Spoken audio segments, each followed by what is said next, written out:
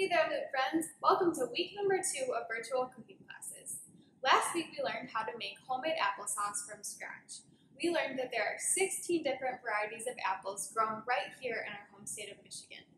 This week we are going to learn all about whole grains. So what is a grain? A grain is any food made up of wheat, rice, cornmeal, or barley. Examples of grain products are breads, pastas, oatmeal, crackers, most breakfast cereals, and tortillas. There are 2 different types of grains. There are whole grains and refined grains. Whole grains are full of vitamins, minerals, and fiber. They get their name because it contains all 3 parts of the grain: the bran, the germ, and the endosperm. Examples of whole grains are brown rice, quinoa, buckwheat, whole wheat crackers, oatmeal, popcorn, and whole wheat pasta. Refined grains get their name because the grain is refined, meaning that it takes out both of the most nutritious parts of the grain, the germ and the bran. This process is called milling. The milling process removes the fiber, the iron, and the B vitamins, making it a less healthier option. Some examples of a refined grain are white pasta, white rice, white bread, most breakfast cereals, and crackers. If you are familiar with my plate, you will have learned that whole grains make up one of the 5 food groups that we are supposed to eat from daily, which is the orange triangle you see here. My plate suggests that we make half of our grains whole. So that is why today we are going to learn all about making whole grain quinoa bowls. Quinoa is another example of a whole grain. It can also be used as a rice substitute. Quinoa is packed full of vitamins, minerals, and fiber. The most important step before we get started cooking is to remember to wash our hands. Especially as we enter into the cold and flu season, it is important to keep in mind to keep from spreading germs. Is the most efficient way to wash our hands using cold water and no soap? Nope. Is the most efficient way using hot steaming water with lots and lots of soap? Nope. The best way to wash your hands before you get started cooking is use mild soap and mild warm water for at least 20 seconds. Another step to keep in mind before you get started cooking is to remember to wash your produce. For example, these rainbow carrots here, I ran under cold water for at least 10 to 15 seconds just to get off any dirt that might be lingering and maybe some pesticides and chemicals that were used by the farmer. So, anytime you're washing produce, remember to use cold water. Now we are going to get started chopping up our vegetables. But before we do that, I'm going to quickly review how to use a knife. If you are the ages 10 or younger, it is important to remember to use a plastic knife, such as this one. If you are 10 years and older and have adult supervision, you may use a chef's knife, such as this one, or a paring knife that looks like this. So, in order to properly use a knife, it is important to remember to hold the handle like a handshake. All of your fingers are curled under and your thumb is gently rested at the top. And when you begin cooking, your supporting hand makes a claw, which means all of your fingers are curled under and they're protected by your knuckle. So, in order to cut up a carrot, we're going to start at the bottom, make sure my hand is in the claw shape, and rock my knife back and forth, moving my hand away from the blade, and always keep the tip of the knife on the cutting board at all times, so you have a controlled, steady motion. I don't want to see anybody's knives uncontrollably going back and forth like this, okay? So you just slowly move down towards the end of the carrot and keeping your hand with your fingers curled under, moving away from the blade of the knife.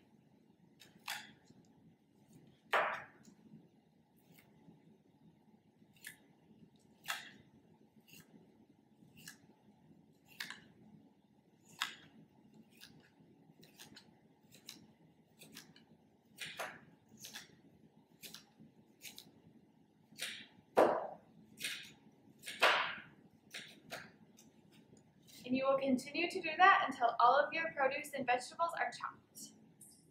In order to properly cook quinoa, you have to take 1 cup of uncooked quinoa and place it in a saucepan. To your uncooked quinoa, you will add 2 cups of water to your saucepan.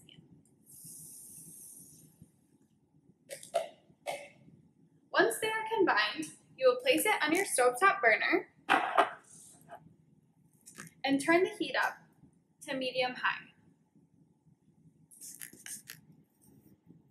Once your quinoa is vigorously boiling, you will put on the lid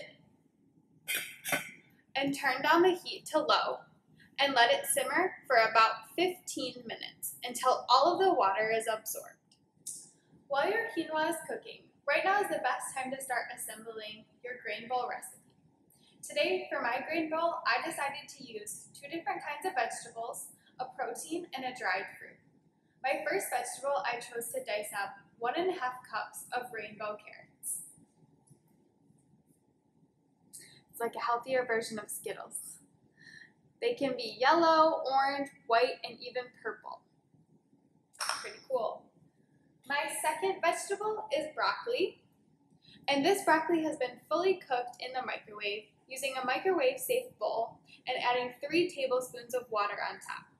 Once you've added the water, place a microwave-safe plate on top and put it in the microwave for at least 4 to 5 minutes on high. When your broccoli is fully cooked, it will be steamed and ready for your recipe. The dried fruit I chose are golden raisins. You can also use regular raisins, dried cranberries, or dried cherries. The protein I chose today is fully cooked white chicken breast, diced. You can also get creative with your protein and use steak, tofu, or any seafood variety. Next, we are going to learn how to make a vinaigrette for our grain bowl.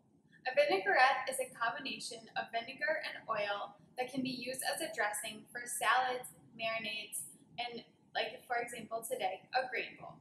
To start with your vinaigrette, you are going to take 1/4 cup of oil.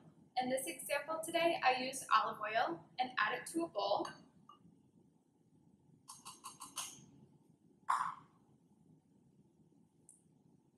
One and a half tablespoons of vinegar,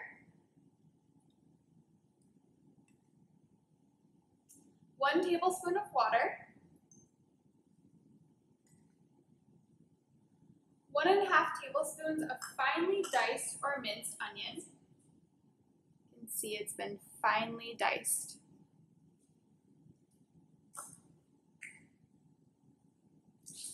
3/4 teaspoon of Dijon mustard,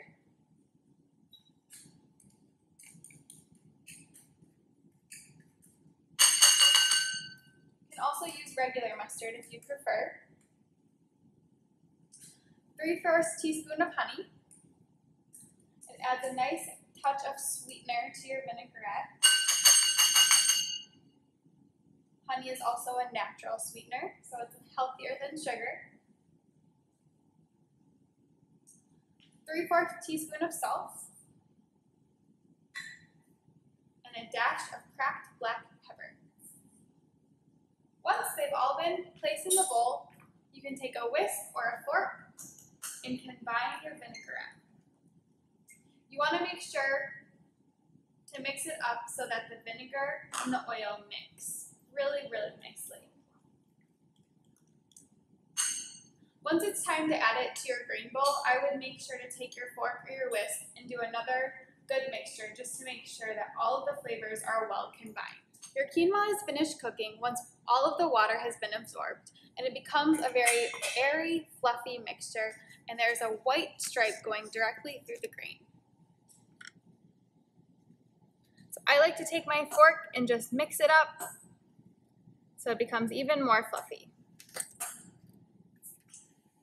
Now it is time to begin assembling your grain bowl. First, you'll take your cooked quinoa and use it as a base.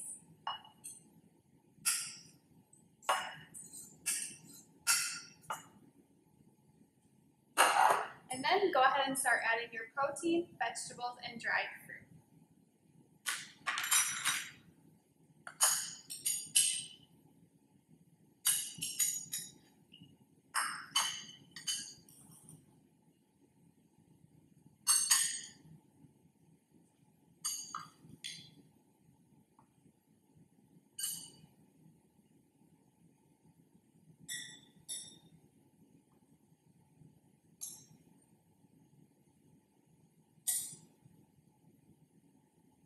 After you've placed all of your toppings, now would be a good time to revisit your vinaigrette and just do 1 or 2 more big mixtures using your fork or a whisk.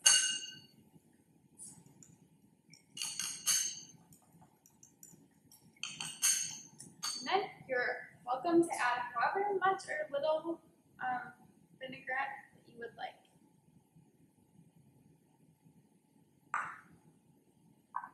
And there you have it. A beautiful rainbow looking grain bowl. Very healthy and chock full of whole grain.